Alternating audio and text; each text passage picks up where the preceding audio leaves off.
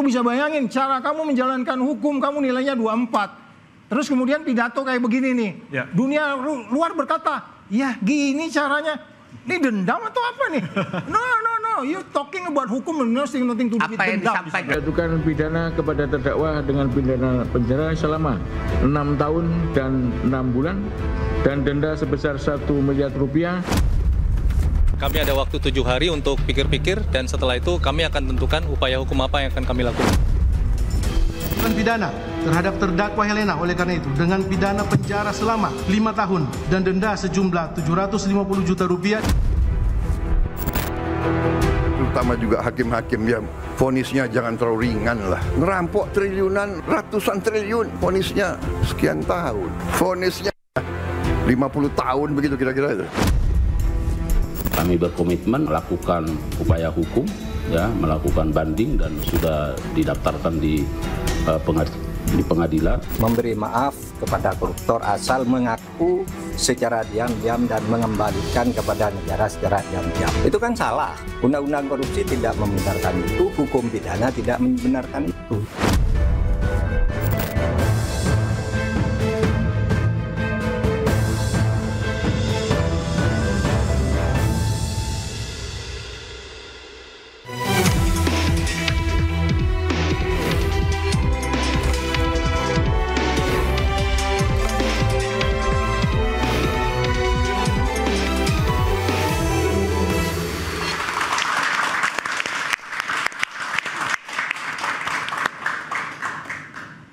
Vonis ringan terdakwa kasus korupsi timah mengundang kontroversi. Sanksi bui 6,5 tahun dinilai tidak sesuai dengan kerugian negara. Presiden pun angkat bicara. Menurutnya rampok triliun rupiah harus divonis berat hingga 50 tahun penjara. Apakah permintaan Presiden Prabowo bisa terjadi? Dan mengapa hukum terasa tumpul kepada koruptor? Bersama saya Bremana Tenaya. Dan saya Anisha Dasuki, inilah Interupsi. Vonis koruptor 50 tahun, mungkinkah? Dan kami akan membahas terkait kontroversi ini bersama narasumber yang telah hadir di studio. Di sebelah kanan saya ada Andi Asrun, pakar hukum tata negara. Selamat malam Pak Asrun. Dan ada Teguh Nasrullah, pakar hukum pidana. Selamat malam Pak Nasrullah. Ya, dan di sebelah kiri telah hadir juga pimpinan KPK 2015-2019, Pak Saud Situmorang. Selamat malam, Pak Saud. Dan ada juga nih host pengganti saya mungkin karena jasanya sama mas saya. Anis Dasuki ya. Bung Pitra Romadoni, praktisi hukum. Selamat malam. Selamat malam, Bremana. Siap. Dan juga telah terhubung melalui sambungan Zoom Bapak Yanto Jubir MA. Selamat malam Pak Yanto. Selamat malam Mbak. Ya, ini Pak Yanto sebenarnya lagi di jalan mau ke naik kereta nih ya. Tapi nggak keburu. Nggak keburu. Oh, ya. Nah, mari kita akan tanya ke Pak Yanto dulu soal kasus ini. Nah, Pak Yanto ini kan 6,5 tahun vonis untuk kerugian negara 300 triliun. Banyak yang mengkritik, bahkan Pak Prabowo bilang ini terlalu ringan. Benarkah, Pak? Pak Yanto? Pak Yanto, gimana Mas? Coba terputus gimana? Ya, baik Pak Yanto. Dengar, terputus gimana? Ya, sekarang sudah bisa dengar suara kami, Pak? Sudah. Oke, baik. Baik Pak Yanto, ini vonis 6,5 tahun untuk Harvey Muiz dengan kerugian negara 300 triliun. Kemudian ini banyak yang kritik, bahkan Pak Prabowo juga ikut angkat suara. Benarkah ini terlalu ringan? Ya, saya ini hakim jadi terikat untuk tidak boleh mengomentari putusan hakim lain ya, baik itu putusan judek fakti maupun judek juris itu. Jadi saya tidak boleh mengomentari. Namun dalam kasus ini yang perlu dipahami oleh semua pihak bahwa ternyata kasus ini adalah jaksanya banding. Artinya kalau ini banding berarti akan diadili di pengadilan tinggi. Sementara perkara yang dimintakan banding dengan sendirinya belum berkekuatan hukum tetap seperti itu, Mas. Ya. Tapi nah, kalau saya disuruh menilai karena saya hakim, ya. Ya, tapi Pak Yanto kalau misalnya terkait dengan hal ini kan ada peraturan peraturan MA yang menyebutkan bahwa kalau di atas 100 miliar ini kan termasuk korupsi yang paling berat dan seharusnya 16 sampai 20 tahun penjara vonisnya ataupun tuntutannya. Kalau menurut Bapak ini sudah tepat atau belum, Pak? Ya memang kan ada saya tidak bisa menilai, yang jelas karena ada peraturan Mahkamah Agung itu betul sekali, itu ada standar-standar itu betul ya. Nah, kenapa kok dia tidak menjatuhkan seperti itu ya, saya nggak bisa menilai. Ditanyakan kepada yang mutus, karena betul yang disampaikan saudara tadi, ada standarnya sudah. Kalau sekian memang ada grade-nya seperti itu. Baik, Pak Yanto, kalau menurut Bapak komentar dari Pak Presiden ini, apakah Pak Presiden dalam hal ini fungsinya sebagai eksekutif, apakah ini sebagai bentuk intervensi? Apalagi di forum beliau menyatakan Pak Jaksa Agung naik banding dong gitu kan, langsung ditembak di tempat gitu. Ya karena Jaksa Agung kan pembantu Presiden, eksekutif. Jadi kalau menurut pemahaman saya, beliau itu bukan intervensi, tapi penegasan. Saya juga mendengar pernyataan beliau, kalau sudah terbukti, kalau sudah nyata-nyata terbukti, kemudian kerugiannya ratusan triliun, sebaiknya kan dihukum 50 tahun kan begitu. Ya. Itu penegasan, jadi bukan intervensi. Kalau intervensi itu harusnya merah suruh hijau, harusnya hijau suruh merah, atau harusnya terbukti suruh bebas, itu intervensi. Tapi itu sebagai penegasan dan keprihatinan selaku kepala negara, itu menurut saya gitu. Baik, saya ke Pak Nasrullah. Pak Nasrullah, kalau dari sisi hukum pidana, vonis 6,5 tahun untuk Harvey Mois dan 5 tahun untuk Nalim, itu sudah tepat atau kurang? Jadi gini, saya ingin menegaskan gini ya, berat ringannya sebuah hukuman jangan dibenturkan dengan rasa keadilan. Karena berat ringannya sebuah hukuman di dalam undang-undang pun sudah ada pencantuman. Di Undang-Undang Tipikor misalnya, pasal 2, maksimum 20 tahun penjara atau seumur hidup, minimum 4 tahun. Itu berarti ini sebenarnya 6,5 itu udah lebih dari minimum. Boleh. Nah, masalahnya adalah kemudian juga begini, nanti ketika putusan hakim ada lagi hal-hal yang memberatkan dan meringankan. Hakim akan menilai kasus per kasus. Nah, hakim punya kewenangan penuh untuk menilai kasus per kasus. Tunjuknya bukti tadi Pak Yanto, ya, Hakim Agung tidak mau intervensi ke dalam putusan itu. Karena apa? Beliau sudah benar, luar biasa bagusnya beliau tidak mau merespon itu. Karena apa? Untuk menentukan berat ringan akan dilihat perannya, karena dalam hukum pidana itu ada yang namanya deal naming, penyertaan. Bentuknya itu adalah turut melakukan, membujuk melakukan, menyuruh melakukan, membantu melakukan. Ya, itu akan beda-beda penjatuhan sanksinya. Makanya merujuk kepada berat ringannya sebuah hukuman tidak boleh dibenturkan. Tapi kalau dilihat dari public exposure-nya? Nah, namun ingat ada peraturan Mahkamah Agung yang mengatur indeks ya penjatuhan sanksi pidana untuk kasus korupsi. Dulu saya ikut menyusun merumuskan draft awalnya di Fakultas Hukum UI tentang indeksnya itu. Walaupun angka-angkanya itu tidak sama dengan hasil yang terbit di Mahkamah Agung. Karena kita menyusun itu di UI, ini putusan pengadilan menimbulkan ketidakadilan bagi masyarakat. Beda-beda. Belum lagi nanti bedanya sebuah kasus korupsi 100 miliar antara polisi, jaksa, KPK, beda-beda perlakuannya di dalam proses penyidikan, penyidikan dan penuntutan. Ini menimbulkan persoalan disparitas rasa keadilan bagi masyarakat. Tidak boleh itu terjadi. Negara tidak boleh membiarkan ada rasa keadilan tidak berbeda. Kita bertiga ini korupsi. Kamu disidik oleh polisi, kamu disidik oleh jaksa, saya disidik oleh KPK. Beda-beda. Persoalannya, waktu disidik oleh polisi dan oleh jaksa, Anda bisa disadap, tidak bisa disadap. Saya boleh disadap. Ini kan ada perlakuan yang oleh negara terhadap rakyat yang tidak adil. Nah, di situ saja sudah menimbulkan persoalan disparitas rasa keadilan. Nah, kemudian terkait dengan kasus ini, sekali lagi saya kembali kepada subjektif saya. Subjektif saya memang menurut hemat pribadi ya, saya melihat jauh dari rasa keadilan. Harusnya berapa, Pak? Harusnya berapa? Itu ada indeksnya, saya tidak boleh menyebut itu karena Saya tanya kalau sudah ada putusan yang final berkekuatan hukum tetap, saya mau nyebut itu. Tapi karena sekarang belum ada putusan yang berkekuatan hukum tetap, saya tidak boleh. Saya tanya ke Pak Saud aja deh, Pak Saud harusnya berapa Pak Saud? Maksudnya gimana? Harusnya berapa tahun? 300 triliun kerugian negara, walaupun itu adalah kerugian ekologis ya. Pengalaman saya kalau di Undang-Undang KPK itu kan pimpinan KPK itu penyidik dan penuntut.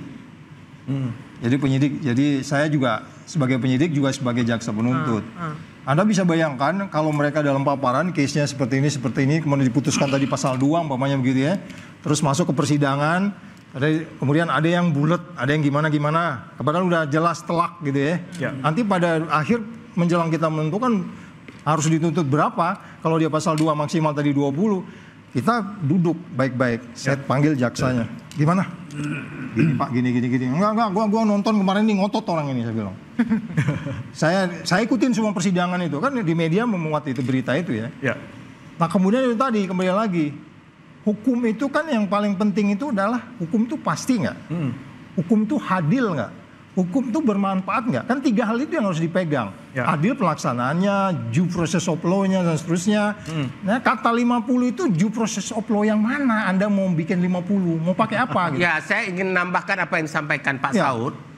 Pak Presiden Prabowo boleh saja punya cita-cita untuk, ini harus dihukum berat. Boleh saya, tetapi saya pahami beliau. Berarti angka 50 itu yang diubah mesti undang-undangnya dong? Ya, harus diperbaiki undang-undang.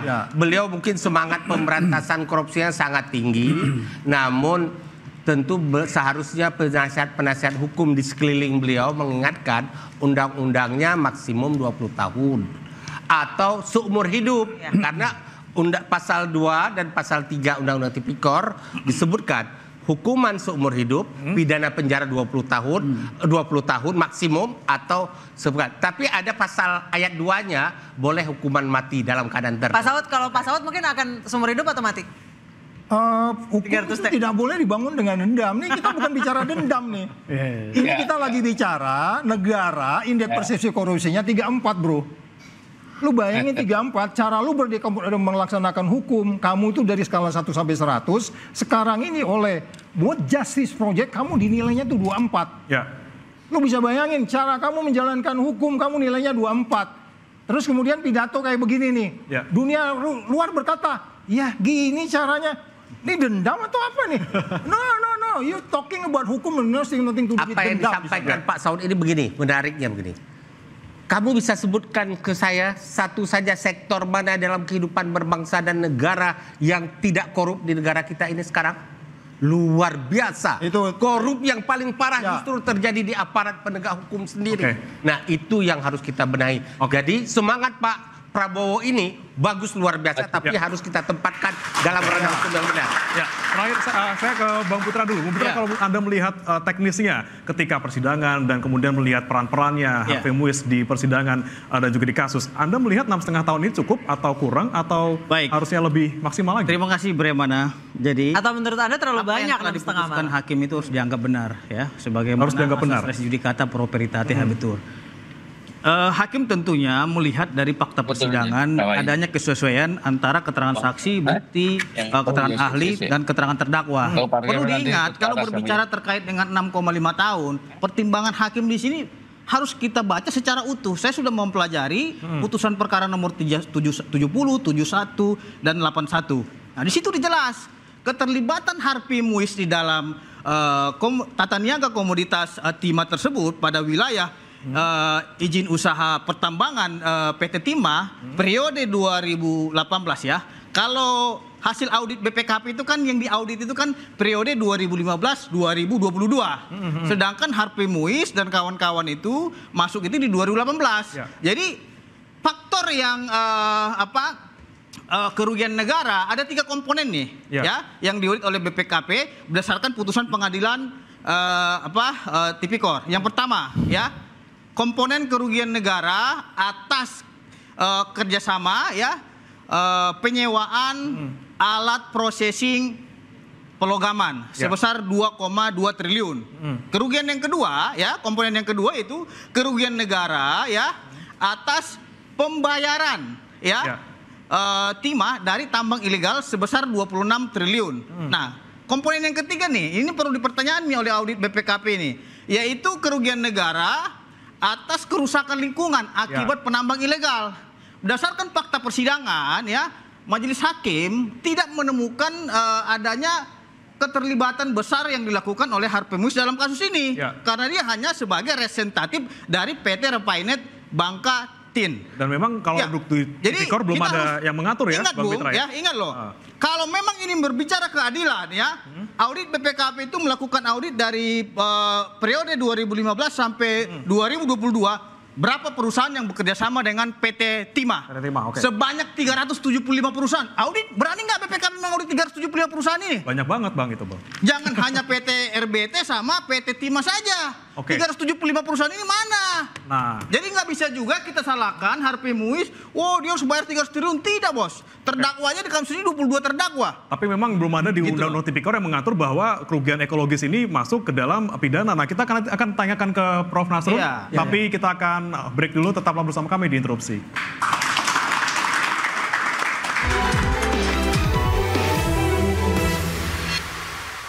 Oh, nggak bisa seperti itu. Hukum itu nggak boleh tebang pilih gitu loh. Kalau memang mau fight, ya fight, tempur semuanya gitu. Jangan nanti...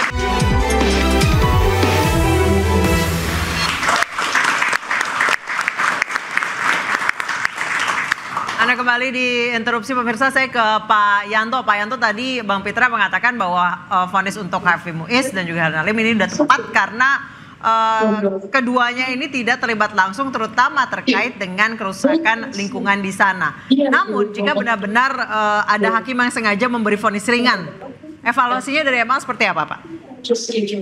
Nah, kalau ringannya itu normatif, tidak ada faktor X, ya nggak ada masalah. Cuman kalau ringannya ada faktor X itu yang bermasalah. Faktor X itu maksudnya apa, Pak Yanto? Ya maksudnya ada sesuatu kayak yang terjadi di Surabaya. Ya itu harus ini. Tapi kalau ringannya itu sesuai dengan hati nurani, tidak ada embel-embel, ya sah-sah saja. Kalau Anda melihatnya di kasus ini gimana, Pak? Oh, saya nggak bisa menilai kasus yang berjalan. Nanti saya kena semprit. Ya. Pak Yanto, ini kan masih dibanding nih Pak. Nah, nanti kan kemungkinan kalau misalnya kurang puas masih bisa kasasi ke MA. Nah, kalau di MA sendiri nanti seperti apa nih Pak? Yakin ataupun bisa memenuhi rasa keadilan masyarakat juga atau seperti apa? Ya, putusan MA kan dalam praktek yang tadinya bebas kalau di MA bisa terbukti. Dan sebaliknya tadinya terbukti di MA terbebas bisa-bisa saja. Ya. Dan kebetulan waktu Pak Saud masih jadi pimpinan KPK, saya jadi Ketua Pengadilan Negeri Jakarta Pusat itu. Ya, saya waktu itu Ketua PN Pusat, jadi barangkali bisa dilihat ya. Cuman kalau saya tidak bisa menilai putusan dan tidak bisa mengandi-andi. Ya, karena itu tadi kan rasa keadilan saya dengan Hakim Agung yang lain kan juga berbeda toh. Ya. Jadi saya tidak bisa mengandi-andi gitu, Pak. Kita ke Prof. Yang kritisi beliau. Biarlah beliau-beliau itu yang mengkritisi, kalau saya nggak bisa. Kalau Pak Saud, Pak Nasrullah itu bisa mengkritisi. Kalau saya tidak bisa, karena terikat kode etik, Pak. Siap, saya ke Pak Asrun. Pak Asrun, kalau dilihat dari vonis ini, apakah memang sudah waktunya Undang-Undang Tipikor ini direvisi karena sudah terlalu basi? Sebentar Pak, kita say goodbye dulu ke Pak Yanto karena sudah mau naik kereta. Sudah mau naik kereta. Terima kasih banyak Pak Yanto telah bergabung bersama kami di Interupsi. Hati-hati di jalan Pak Yanto.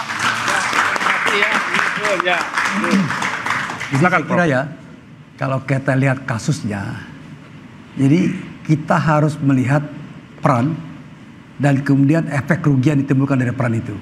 Ya kan? Karena kan korupsi berjamaah ini, masing-masing person. Peran langsung ataupun tidak langsung ya. Ini harus dilihat. Kita harus fair juga. Tadi Bang Fitra memisahkan itu soalnya. Kita harus fair juga melihat porsi perannya di mana, pertanggungjawabannya gimana, dan pembuktian di pengadilan bagaimana. Ya kan? Itu baru nilai secara fair. Memang kasus-kasus yang menyita perhatian masyarakat ini menjadi trigger. Ya kan, sampai-sampai ada suatu pepatah mengatakan no viral, no justice. Ya kan? Jadi kalau nggak viral, nggak ada keadilan. Tapi ini viral, dan kemudian kalau menurut saya, ini memang kosnya mega korupsi. Sekian triliun, ya kan? Walaupun misalnya dikatakan ini kerugian akibat lingkungan, ini kerugian akibat bisnis ilegal, ini kerugian karena ini. Jadi perannya di situ. Dan kemudian pembuktian di pengadilan, ya kan? Jadi jaksa ini harus maksimal untuk membuktikan itu, ya kan? Kalau misalnya pengacara, penasihat hukum dari terdakwa, pasti dia akan cari celah untuk membela kliennya. Ini kan situasi yang dalam apa namanya business as usual, ya kan? Legal practice seperti itu. Nah, saya lihat memang kalau ada kayak gini-gini, misalnya katakanlah menimbulkan pertanyaan di masyarakat, maka tidak ada salahnya juga. Bisa kemudian dibentuk di Mahkamah Agung atau bisa di Pengadilan Tinggi eksaminasi. Atau kita tunggu nih, jaksa kan mau banding ya kan? Jaksa kan banding terhadap putusan ini. Jadi jaksa itu harus mempertimbangkan argumen dulu. Karena jaksa ini mewakili negara.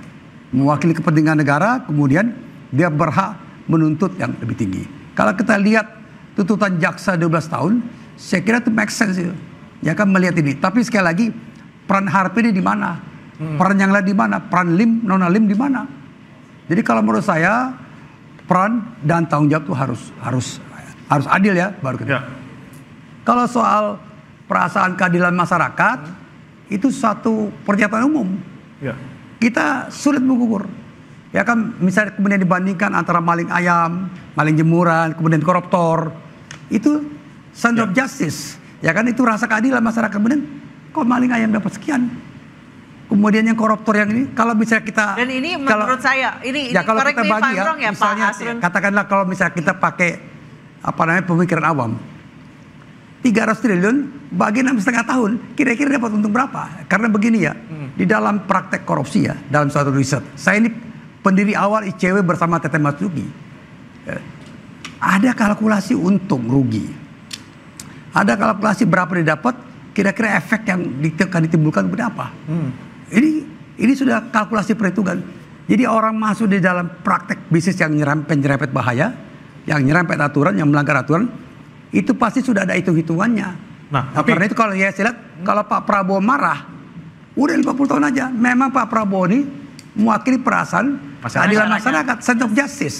Jadi dia tidak bicara dalam rangka legalitas. Kalau dia bicara legalitas, dia tanya dong Menteri Andi Aktas tuh, ini korupsi maksimal berapa ya?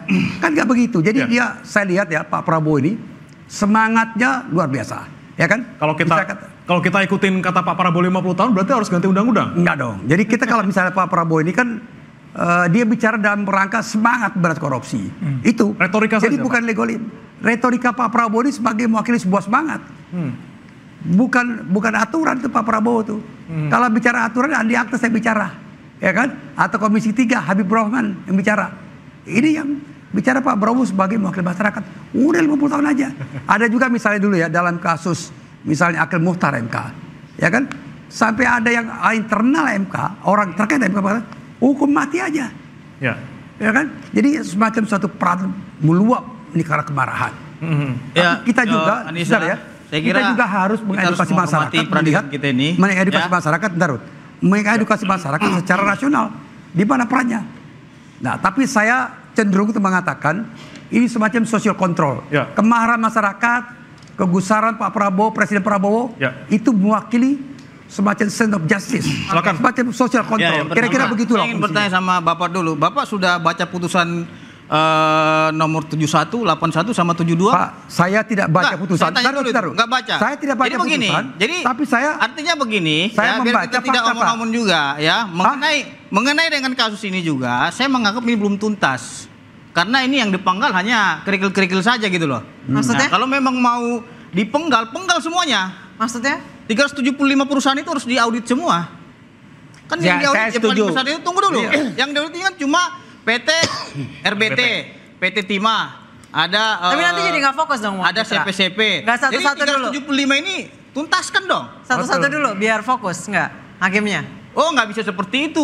Hukum itu nggak boleh tebang pilih gitu loh. Kalau memang mau fight ya fight, tempur semuanya gitu. Jangan nanti PT RBT karena memang dia ada ketersinggungan sehingga kita caplok dia, nggak bisa seperti itu. Saya sangat pendapat bahwa itu harus dituntaskan semuanya. Tapi tidak berarti kalau tidak perusahaan yang bekerja sama dengan hukuman PT jadi Timah ringan itu nggak dari 2015 sampai 2020 harus tuntas.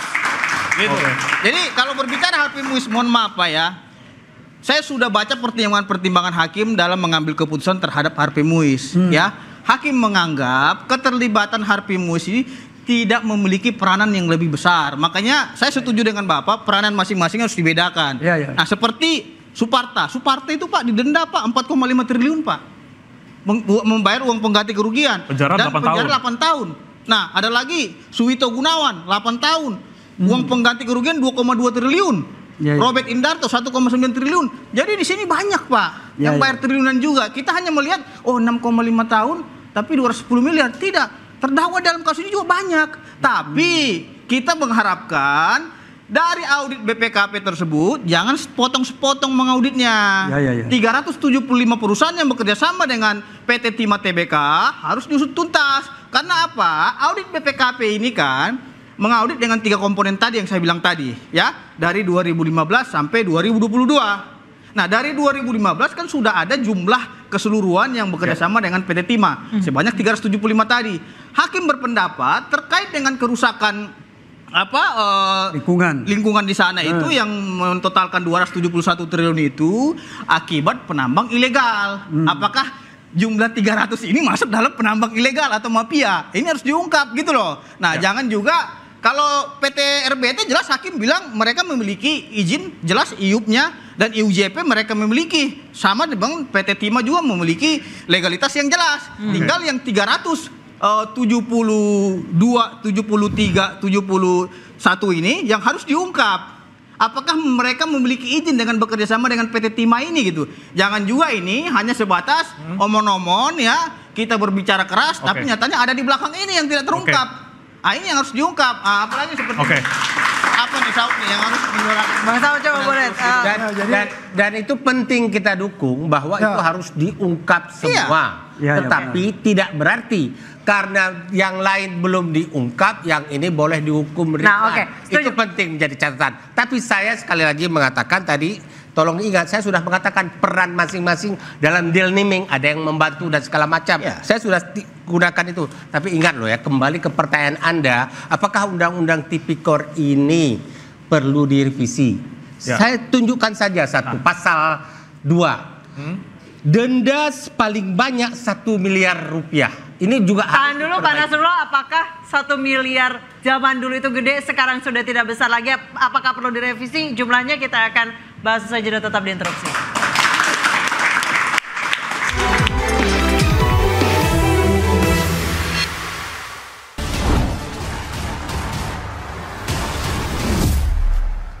Pepsodent Herbal, segar 18 jam, hanya 6.000.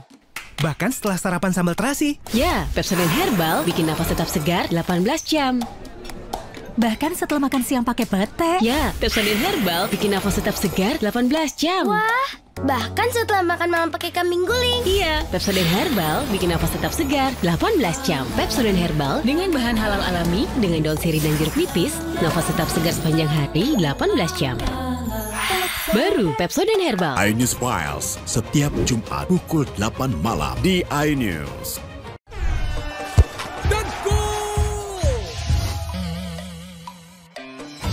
Bau badan. Pakai Lifebuoy Fresh. Terasa segar hingga 12 jam lawan kuman penyebab bau badan. Lifebuoy, official sponsor FIFA World Cup 2026.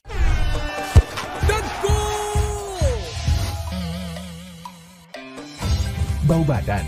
Pakai Lifebuoy Fresh. Terasa segar hingga 12 jam lawan kuman penyebab bau badan. Lifebuoy, official sponsor FIFA World Cup 2026. My name is Alize Ile. I am a French professional tennis player, also a TV presenter. When I feel like I'm gonna get cold symptoms, give me my tolak angin. Orang pintar minum tolak angin. And I agree. Tennis makes me happy. Tolak angin helps me maintain my health.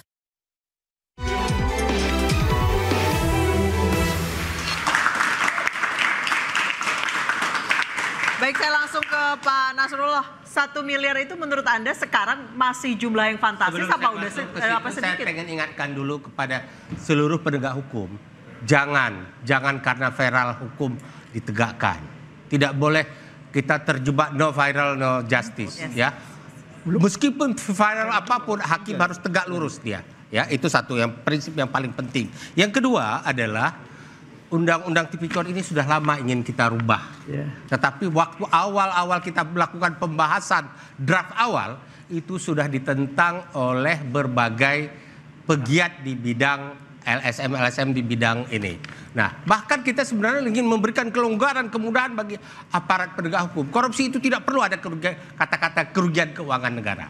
Nah, di undang-undang ini, menarik undang-undang tipikor kita ini, merugikan keuangan negara atau perekonomian negara. Dalam kasus ini, ya saya harus fair ngomong apa adanya. Bukan berarti terdakwa yang kita permasalahkan ini dia korupsi uang negara sebesar 300 triliun. Tidak. Ya. Tetapi akibat penambangan itu merugikan perekonomian negara 300 triliun untuk memperbaiki keadaan yang ada di lapangan. Dan menurut saya kerusakan alam itu tidak ternilai harganya. Bahkan lebih dari 300 triliun. Melakukan penambangan itu siapa? Oke, saya tidak mau bicara person per kasus. Saya bukan lawyer dari yang bersangkutan. Jadi saya bicara ini adalah pendidikan kepada masyarakat. Nah, kalau jadi biar jelas juga saya tidak mau dalam kasus ANSIS. Jangan ditarik saya dalam kasus ANSIS. Saya bukan lawyer dari itu ya. Kemudian yang harus diperbaiki adalah undang-undang tipikor ini. Ya, sekarang sebenarnya di pasal kalau misalnya 20 tahun tidak adil, misal mau ikuti keinginan Pak Prabowo, hukum aja seumur hidup, boleh kok dimungkinkan. Dan sudah terjadi beberapa kasus. Ada 4, 5, 6 kasus saya seingat saya yang sudah pernah dihukum seumur hidup. Sehingga saat sekarang yang bersangkutan masih dalam LP. Nah, kemudian kerugian denda. Jadi sangat menarik kasus korupsi ini. Ada prinsip hukum di dalam hukum pidana kita KUHP pasal 10. Pidana pokok tidak boleh jatuh double. Misalnya pidana pokok apa?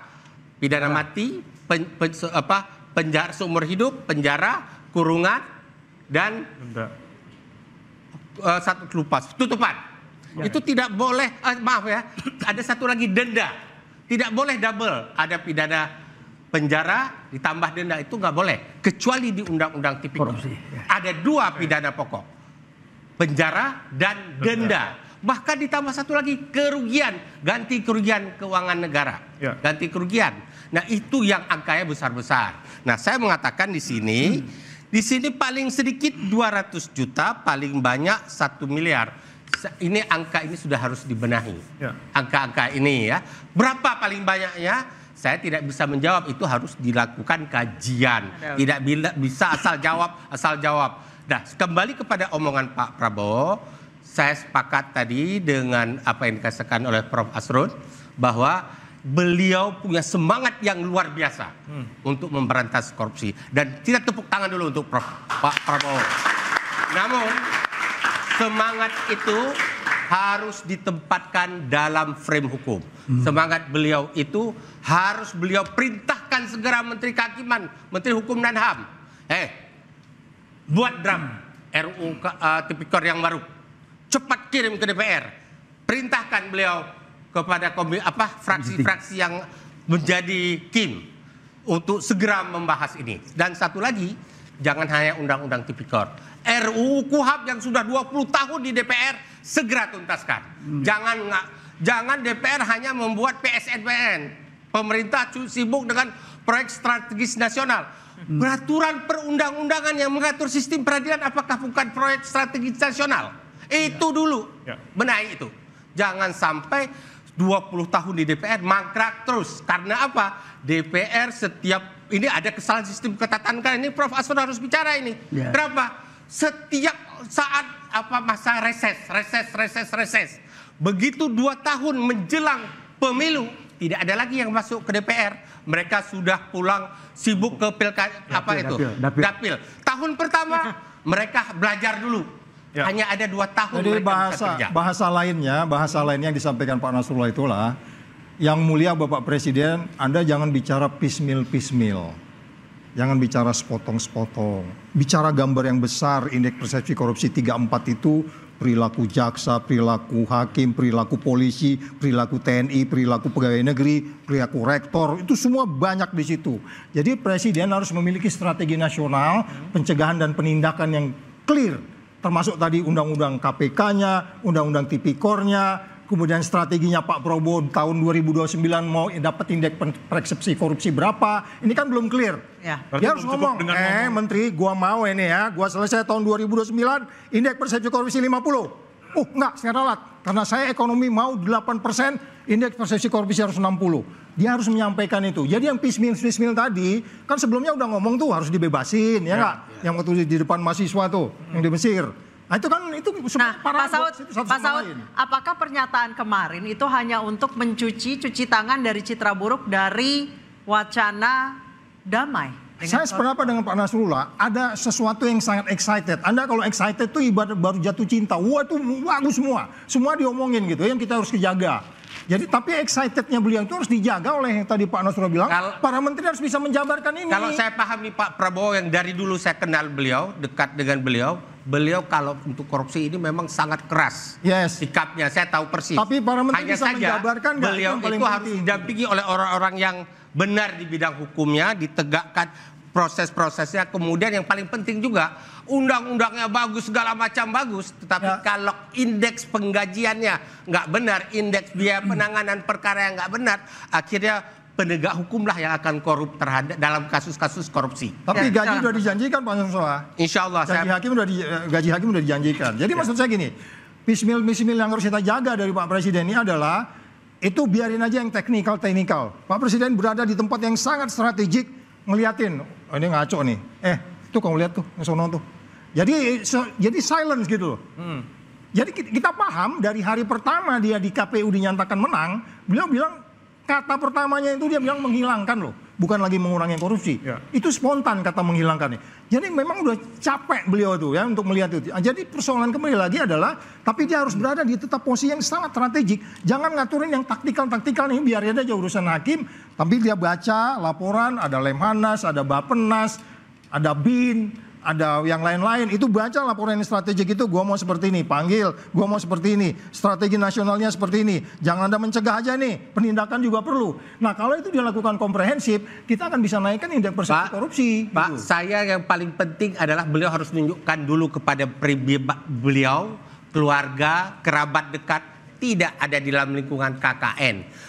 Kalau di lingkungan beliau nanti melakukan langkah-langkah kayak begitu, itu walaupun beliau punya semangat, tapi di lingkungannya itu model-model kayak masa lalu, saya tidak mau sebutkan periode mana, tetapi pernah sebelum beliau itu, ya akhirnya itu yang saya bilang Pak Nasrullah, Pak Presiden harus mampu memenjarakan orang yang paling dekat dengan dirinya kalau korupsi. Itu paling setuju itu ya Pak? Setuju sekali. Ya harus begitu. Itu kan dilakukan Anwar Ibrahim, Lee Kuan Yew dan lain-lain. Ya kemudian indeks persepsi korupsinya di atas kita sekarang. Mereka contohnya tuh ini Pak SBY kan, dibiarkan biasanya ditahan, ya diponis, bahkan masuk penjara. Dan itu indeks persepsi korupsinya naik tuh, naik dia. Nah itu. Oke, berarti kalau untuk solusi yang tadi disampaikan oleh Pak Nasrullah untuk Undang-Undang Tipikor direvisi, masuk akal? Saya kira ada beberapa yang harus direvisi ya. Harus. Saya sepakat. Ya, kemudian juga KUHAP. KUHAP itu sekarang ada beberapa pasal mati. Ya kan? Dan saya kira udah terlalu tua. Update ya. Jadi menurut saya bisa diupdate. Dan kemudian terkait dengan semangatnya Pak Prabowo memang dibikin semacam kayak apa ya? Rencana aksinya apa? Ya kan, kerangka besarnya apa? Kemudian baru susunan masalah. Saya kira disinilah pentingnya tim hukum dari Presiden, ya kan?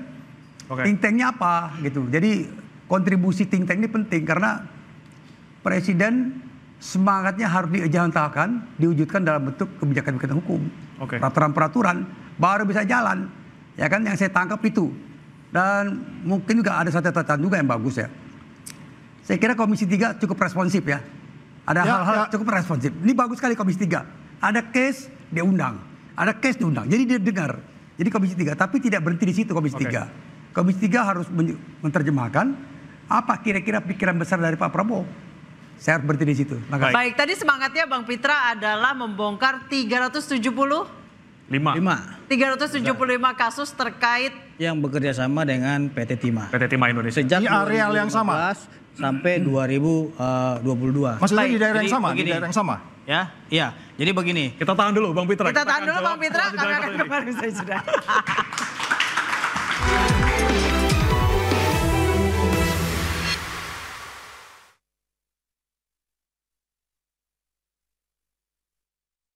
Mulai 25 kalsium, 콜라겐, 부르크랑, 꿀리크리프, 툴랑 크로포스. No worries, 콜라겐. Susu steril dengan 1000 mg kolagen dan kalsium, kulit no keriput, tulang no keropos. 콜라겐, susu awet muda.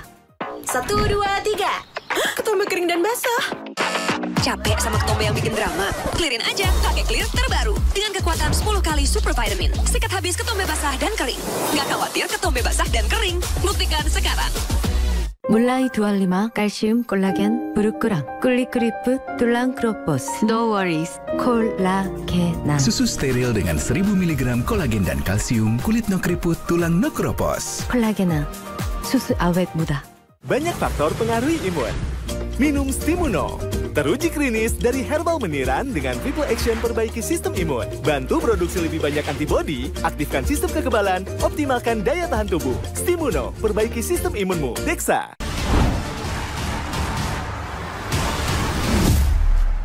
Ini Molto Parfum Boost baru, terinspirasi dari parfum favoritku.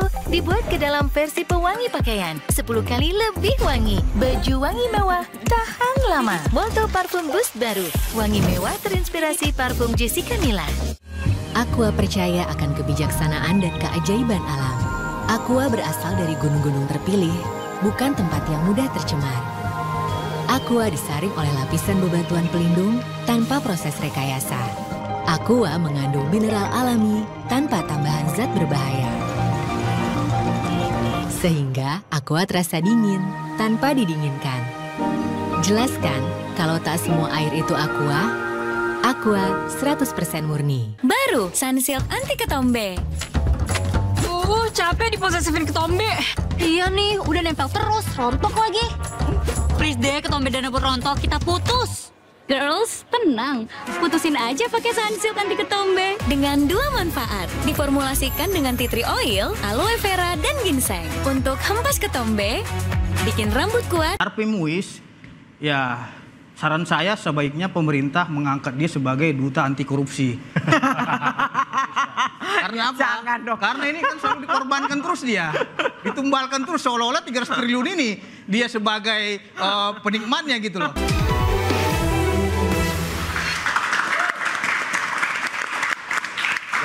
Anda kembali di Interupsi Pemirsa, langsung Bang Pitra tadi kepotong agak kentang tadi ya, silakan. Ya, yang pertama kita harus memberikan apresiasi kepada Presiden Republik Indonesia karena di balik pernyataan-pernyataan daripada Bapak Prabowo ini mungkin orang tidak tahu. Seperti diam-diam mungkin akan memaafkan koruptor. Menurut saya itu merupakan suatu strategi ya bagi kasus-kasus yang belum terungkap. Karena kan kasus belum terungkap ini kan banyak juga kalau belum tahu. Jadi kalau memang ada yang belum terungkap, dia mengembalikan, apa salahnya? Kan gitu. Saya kira ini suatu strategi yang bagus dan terobosan baru kalau pemikiran kita positif. Lalu kalau kita berpikir negatif, oh memaafkan itu adalah, oh nggak baik kan gitu. Tapi mereka nggak tahu. bertentangan dengan undang-undang ya tidak terungkap juga ada kasus kan gitu. Banyak juga kasus yang tidak terungkap. Jadi kalau memang dia balikin ya, itu merupakan suatu strategi menurut saya terobosan baru. Jadi Pak Presiden harus kita berikan apresiasi setinggi-tingginya dan beliau merupakan panglima keadilan bagi saya kan gitu. Terus yang kedua, Harvey Muiz, ya saran saya sebaiknya pemerintah mengangkat dia sebagai duta anti korupsi. Karena apa? Jangan dong. Karena ini kan selalu dikorbankan terus dia. Ditumbalkan terus seolah-olah 300 triliun ini dia sebagai penikmatnya gitu loh. Padahal yang 300 triliun ini kan akumulasi dari 3 komponen yang saya bilang tadi. Yang dari kerusakan lingkungan 271 triliun. 271 triliun itu juga kan masih penilaian BPKP. Ya ini sialnya karena belum istrinya secara apa, belum secara real materialnya kan gitu. Maka saya berharap ya pemerintah Republik Indonesia agar mengangkat Harvey Muiz sebagai duta anti korupsi nasional Republik Indonesia agar bisa menjadi edukasi kepada masyarakat lainnya. Penutup saya ini karena ini segmen terakhir, saya ingin menyampaikan pepatah Batak di sini karena saya berasal dari Batak, lahir dan besar dari darah Batak. Saya akan sampaikan ini. Cakep, oh belum. Unang misalahon matanyari. Cakep, apa tuh? Jangan salahkan matahari, saya terjemahkan. Ngolos don hansit. Kalau mata yang salah gitu ya? Atau halimataon atau marsait. Itu jadi ada artinya nih. Artinya jangan salahkan orang lain atau pihak lain. Padahal kelemahan atau kesalahan ada pada dirimu sendiri. Iya, gitu. mantap. Jadi ini makna dari pepatah Batak tadi. Kita harus bercerita cermin juga. Jangan kita bilang oh ini padahal diri kita juga munafik gitu. Nah itu yang saya sampaikan dalam testimoni terakhir ini. Silakan. Ya, jadi sekali lagi saya mengingatkan kita bisa nggak ya menaikkan angka indeks persepsi korupsi yang kita dapat 34 ini. Ada 9 lembaga yang menilai, ya mulai dari cara kita bersaing, cara kita memberi izin dan seterusnya. Cara menaikkannya adalah semua instansi yang ada di Indonesia ini, apalin aja, semua instansi yang ada di Indonesia apa? BPK tuh tadi ngitung-ngitungnya tuh, ya enggak? BTS malah BPK kena, kan gitu ya. Jadi semua kita harus sepakat apa yang disampaikan Presiden itu adalah sebenarnya perintah. Jadi sebenarnya Presiden batuk aja kita harus udah tahu, oh dia ini mau berhenti nih, korupsi berhentikan. Jadi jangan bermain-main lagi menjustify, kalau dia salah statement, ya memang dia bukan fakultas hukum tuh, profesor yang paham itu soal hukum. Jadi sekali lagi kalau soal statement itu ada message. Message yang disampaikan ke publik itu adalah clear sekali, mari kita naikkan indeks persepsi korupsi kita. Hal-hal yang kecil seperti ini yang kita harus benahin gitu. Saya katakan kecil, ini dalam pengertian cara berpikir. Kalau persoalannya besar sekali dong, besar. Itu ada 200 berapa perusahaan itu yang sebenarnya harus didalami lagi. Apakah kejaksaan sudah mendalami itu? Ya kan? Makanya kembali lagi hukum yang pasti, hukum yang adil, hukum yang bermanfaat. Anda pergi kemana aja kuliah fakultas hukum, ini pasti 3 hal ini gitu loh. Ini adil nggak sih? Ini bermanfaat nggak sih? Ini membuat kepastian nggak sih? Makin nggak pasti kan?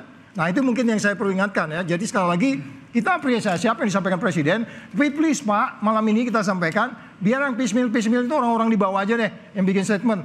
Jadi kalau di luar negeri itu biasanya dipegang oleh sekretaris 3. Jadi kalau salah ngomong, dubesnya bisa benerin gitu loh. Kalau sekarang kan kalau Pak Presiden ngomong kan susah benerinnya. Malah yang di bawah takut mengkoreksi Pak ya, Pak Nasrullah ya. Nah itu udah biarin orang di bawah aja. Jadi Bapak diam aja, panggil, ini gimana nih? Kok SIM masih susah tuh ngurusin nih? Ya kan? Nah, jadi yang gitu-gitu itu cukup nggak usah di publik. Kira-kira gitu dari saya. Terima kasih. Baik. Jadi apa yang dikatakan oleh Pak Prabowo itu koruptor bisa dihukum 20 tahun, sebetulnya secara hukum sudah sudah tercover ya di dalam hukuman seumur hidup. Itu lebih dari 40 tahun tuh, ya kan? Tapi memang tidak disebutkan itu. Kemudian yang soal Presiden mau memaafkan koruptor, ya kan? Sebetulnya ada instrumen hukum yang disebut sebagai pengawasan internal dalam beberapa kasus. Tapi ini kasus-kasus kecil, small cases ya. Misalnya ada korupsi, misalnya pejabat di rumah sakit misalnya kan, ketahuan ada pemeriksaan BPKP, ada kerugian negara karena penyalahgunaan, kemudian dia setor uang itu, ya kan selesai urusannya. Nah ini kayak gini-gini. Tapi kalau untuk kasus besar, wah ini susah, terungkap baru. Saya sepakat kalau satu kali bertindak, babat habis. Jangan hanya 1, 2, 3 perusahaan. Kalau memang toh ada satu sinyalemen 75 atau 100 segala macam, babat habis. Jadi ini baru namanya ada keadilan sehingga kita bisa lihat cerminannya di mana. Ya kan? Dan kepastiannya Prof. Kepastiannya jadi saya kira itu penting dan kemudian ini kerja untuk buktikan juga Kejaksaan Agung bagaimana ini kerjanya. Ya kan? Jadi jangan tebang pilih, babat habis. Dan itu yang ditunggu oleh Pak Prabowo. Makasih. Baik, Prof silakan. Ya. Saya berharap Pak Prabowo bisa keluar dari kungkungan masa lalu, rejim-rejim sebelumnya atau rejim yang sebelumnya. Tidak boleh beliau terkekang dengan rejim sebelumnya. Demikian juga di dalam penyusunan kabinet. Oke lah, tahun pertama Anda tidak kerasa kusuk, hati-hati agar tidak terjadi goncangan di dalam kehidupan berbangsa. Tapi dalam tahun kedua Anda sudah harus benahi itu. Anda harus ingat loh, ya, sebagian yang ada sekarang di dalam kabinet 2014-2019 bukan pendukung Anda, justru mereka penghujat Anda. Bahkan sebagian 2019 mereka yang telah mencurangi Anda dalam pemilu 2019. Saya berani mengatakan itu karena saya tahu.